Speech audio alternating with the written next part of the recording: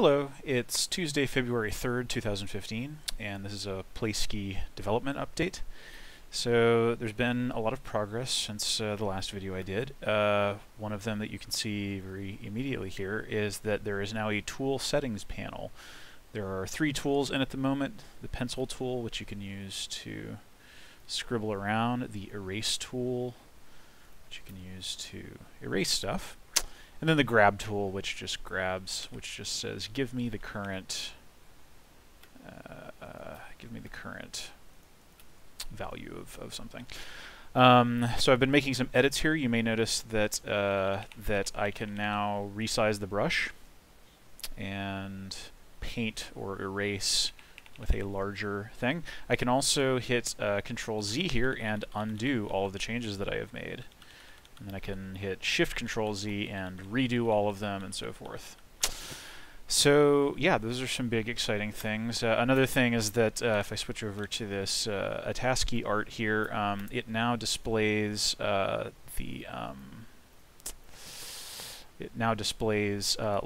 palettes. It now displays palettes correctly in the character and color chooser here. So the Atari palette, I think, is 128 colors here. It displays that correctly, and then we switch over to the C64 palette, and it scales the palette choices that you have here accordingly, so as to,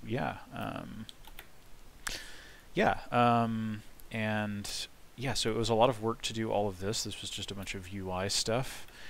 The undo redo support was also a lot of work of a different sort. I ended up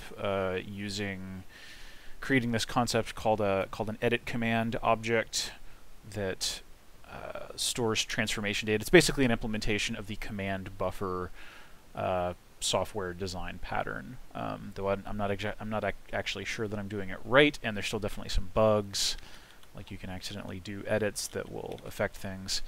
So yeah, that's cool. And then the last new feature I've probably got to show off is I can type export and it will write out a PNG file. Now this is pretty broken at the moment. As you can see here, yeah, like this is the image that you get out of this, and obviously this does not cover the full extent of the art itself. So there's something wrong, there's something goofed up with the scale. I'm creating an off-screen render target, just a render buffer, and then I'm rendering the art, the currently active art, into that buffer. And the actual image turns out the right size, but there's some weird stuff with, I don't know, just getting the scale right. This is what code looks like when I'm like trying to troubleshoot it. Like there's all this commented out nastiness and stuff. Usually if I find that I'm doing this for longer than 15-30 minutes, it's probably time to take a step back and make sure that I'm thinking about the problem correctly and that I actually understand what's happening. But yeah, so this is a total mess right now. It's not quite working. So between that and undo, I've kind of got some features in here that are not really working 100%, but they're kind of good enough for this video, and I just wanted to show it off because it's been a little while. But yeah, and yeah, being able to pick these tools is super cool.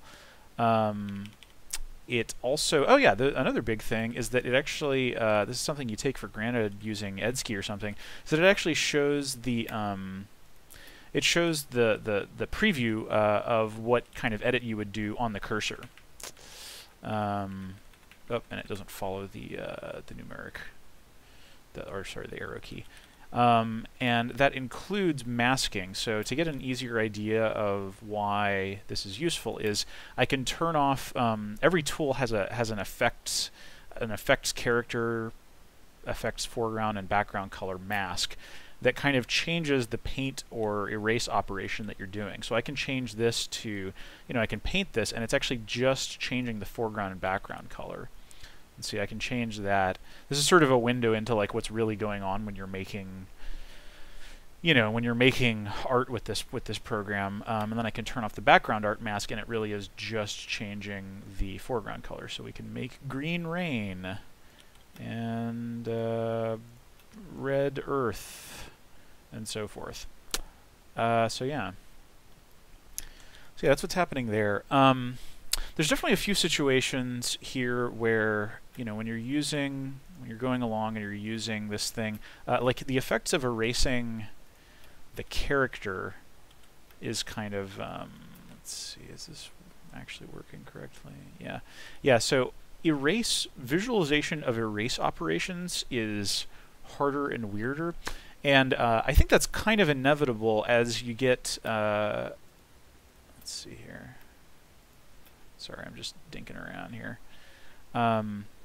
Yeah, like here I am erasing the background color, which actually means that this is showing through to transparency.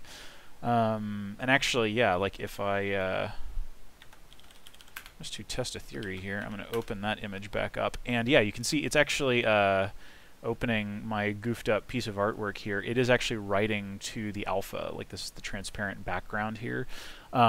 Just because it was important to be able to write it. So to back up a bit, part of the reason that I'm writing the export to PNG function is, I mean, if you just wanted to like make a large art print or something and you wanted to, or, a little forum avatar or just who knows, or actually like stuff that I want to do, sprites for a video game,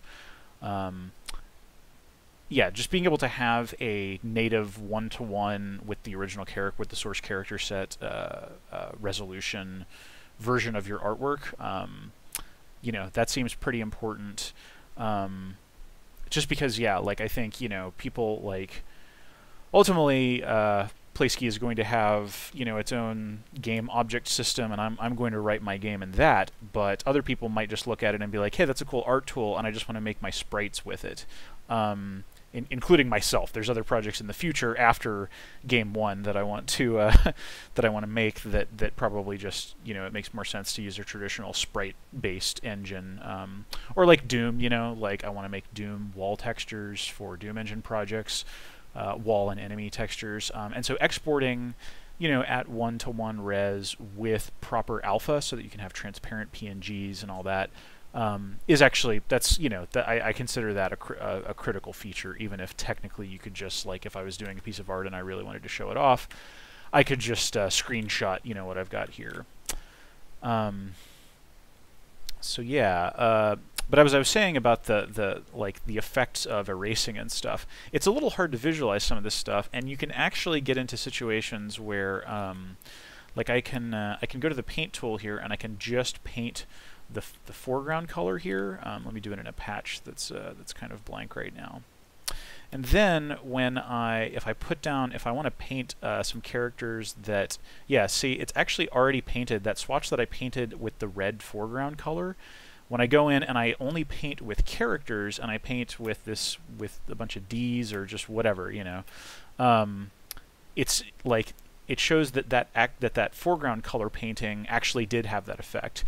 And it's a little weird, right? Because, in a paint program, generally when you're making edits, you kind of see exactly, like, because you're usually just doing things that are going to modulate the red, green, and blue content of a pixel, it's usually pretty what you see is what you get. Whereas here, you can make a state change that's kind of invisible. And I'm thinking a lot right now about how much of that to allow. And this isn't even so much for user friendliness so much as just my own clarity of mind when I'm making art with this thing. Playscii had a certain set of rules, and I haven't actually looked at the code for how I did that 2.5 years ago, just because I want to just kind of like be free of whatever expectations I had formed of that at the time, and I just kind of want to do the thing that feels right.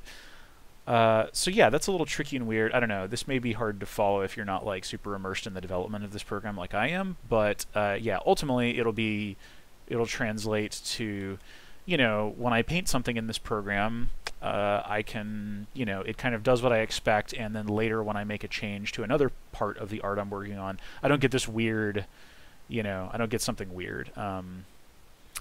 But at the same time, there's some power in that weirdness. Like here, it's like I already had some colors painted out, and then I just painted the G character. Because my paintbrush here, my pencil tool, is only affecting characters, it wrote G's all over everything, and then it yeah, and then it blah blah blah, just kept those foreground and background colors.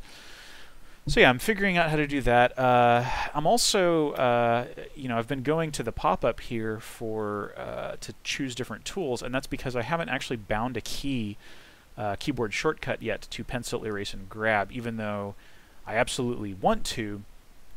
And that's partly because the key binding, now that the program can do a decent amount of things, the key bindings are actually kind of getting a little crowded here. Like WASD is still pan the view around, and Z and X is still zoom the view in and out. And what I'm realizing is that that's pretty prime real estate. And for instance, I might rename the pencil tool to just paint, and then bind that to A, because that's right under your left hand if you're on most Latin keyboard layouts. And then E I could probably already bind to erase, right? Yeah, because I don't think E is doing anything. But anyway, and so it got me wondering because panning the view around here is something that, you might be working for a while and not have to do it. But then when you do want to do it, it needs to be relatively fast access. I thought about Shift WASD, and that feels kind of weird because you're sort of courting it. You're like hitting the left shift key with your pinky and then hitting WASD with your three other non-thumb fingers. I thought about Alt, which has the same kind of thing, only it's your thumb that's holding down Alt. And obviously, like right now, I don't know if you can hear my mouse wheel scrolling in and out, because yeah, like right now mouse wheel works for zoom in and out, and I want to have like a middle drag to pan the view around. And that's fine and good, and that's probably what I personally as a user will end up using a lot on my desktop machine. But what I'm thinking about here is the laptop use case, because lots of people's laptops, my own included, don't necessarily have a middle mouse button. They don't necessarily have a mouse wheel, and I don't even want to assume that the user has more than one mouse button. I always want to make it possible for people to have, people might be using a Wacom with this, so yeah, like I want to come up with a scheme where most of the things that you want to do, there's a way to do it on the mouse or the keyboard. And yeah, it's not cutting somebody out who doesn't have function keys or, a third mouse button or anything like that. So yeah, I think that's kind of most of what I've got. Yeah, just like the recent bit of progress here has really been, this has kind of put Playscii over the hump to being actually something that you can create artwork in. And yeah, I can undo all of my edits here. And then yeah, the undo queue here stops at some, like this is a bug with my undo stack sorting logic, because I can't undo any deeper in here. Oh wow, and then when I redo, it performs those transforms all over again. I don't know, this is super weird. Something super weird's going on. So I gotta fix that. But yeah, this thing is like pretty close to being a usable art tool, and that's pretty awesome. It's got a lot of the features that I want. It can't quite replace Edsky yet, but it's, it's getting there. Oh, and the last feature that I added was you can hit F12 and just take a screenshot. Yep, and that just takes a perfect pixel-by-pixel screenshot of the current application space. And I did that mostly just to test the GL read pixels stuff that I was using to render out the PNG export stuff. So yeah, that's where I'm at now. Yeah, I think I still have, normally I'd be storming ahead to some other new exciting feature, but really I just got to fix the bugs with undo, get PNG export working properly, and then just probably I want to fix this new stuff that I've added before I move on.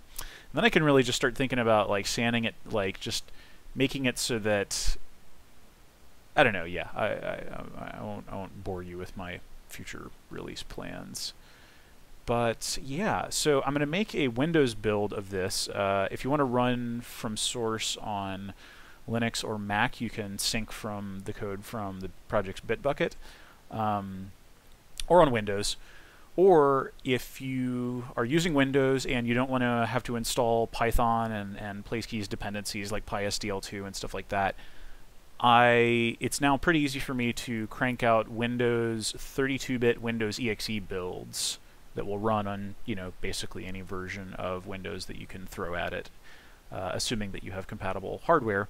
So I'm going to do that. This will be version 0.3.0. And so yeah, you can check it out if you want. It's still in a very early state, so I wouldn't trust it with your Sistine Chapel-sized masterpiece yet, but it's getting there, and if you just like to fool around with it and want to see what it's all about, then yeah, feel free to do so, and get me some feedback on anything that you think could be better about it, or if you have ideas about keybinds, if you have a lot of opinions about control schemes and keybinds, then yeah, hit me with that. So yeah, thank you so much for watching. Thank you as always to my Patreon patrons for helping make it possible for me to keep working on this. I promise at some point I will be working on a game as well, and that'll be exciting, even if I have to keep a little bit of it secret. So yeah, that's all I've got for now. Thank you very much for watching, and have a wonderful Tuesday.